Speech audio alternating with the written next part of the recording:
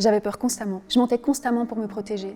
Moi, j'ai surtout subi de la violence psychologique. C'était un véritable désert affectif, en fait. Et j'osais jamais rien lui dire parce que je disais une vérité ou un mensonge, de toute façon, il allait me frapper. Et puis j'ai eu faim. Et c'est une autre forme de maltraitance. Quand on est rejeté, on se dit « je ne veux pas être rejeté, je ne veux pas être abandonné, je veux fonctionner exactement comme l'autre voudrait que je fonctionne ». Et si on ne fait pas 6 ans de thérapie à l'âge adulte, on continue de fonctionner comme ça en fait. Quand j'étais dans le salon et que je l'entendais rentrer du boulot, je coupais vite la télévision et je montais dans ma chambre. Parce qu'un jour, elle m'avait dit « Parfois, quand je rentre, j'ai pas envie de te voir ». Je pense que plusieurs fois, on aurait pu repérer que j'avais vraiment besoin d'aide. J'ai été invité par des gens à aller dans leur famille et là, j'ai pu me rendre compte que c'était pas normal.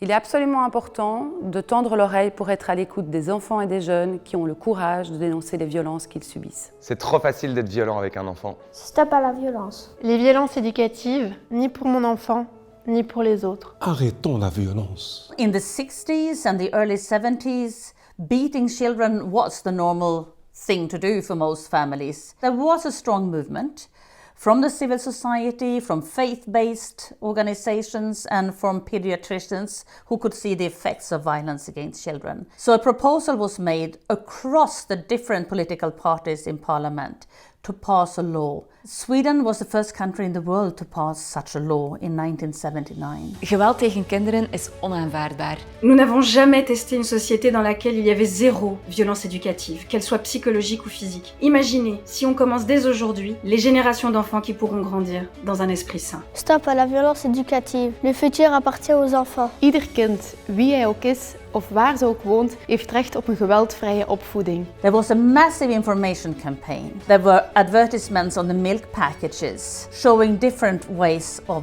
teaching children instead of beating them. Merci d'éveiller la conscience collective pour un meilleur respect des droits de l'enfant. Il y a dans le monde plus de 60 pays qui ont déjà interdit les violences dites éducatives ordinaires. Faisons en sorte que la Belgique soit le prochain. Allen tezamen voor een wetgeving die zogenaamd opvoedkundig geweld verbiedt. Wij hebben een belangrijke boodschap voor jullie. Geen kindjes pijn doen, alsjeblieft. We could see through research a massive decline in violence against children already 3-4 years after the ban. Now we have 3 generations who grew up without violence being the normal way of rearing kids. What is interesting is when a law in itself can change our attitudes and then our behaviors. Les punitions ne fonctionnent pour personne. L'amour et la violence n'ont rien à faire ensemble. Kinderen hebben recht op bescherming tegen geweld. Ook binnen het gezin in de opvoeding. Het is dus dringend tijd dat die wet er komt. In het belang van onze kinderen en jongeren. Je rêve d'un monde où les enfants seraient élevés et éduqués par les adultes sans qu'il y ait la moindre violence.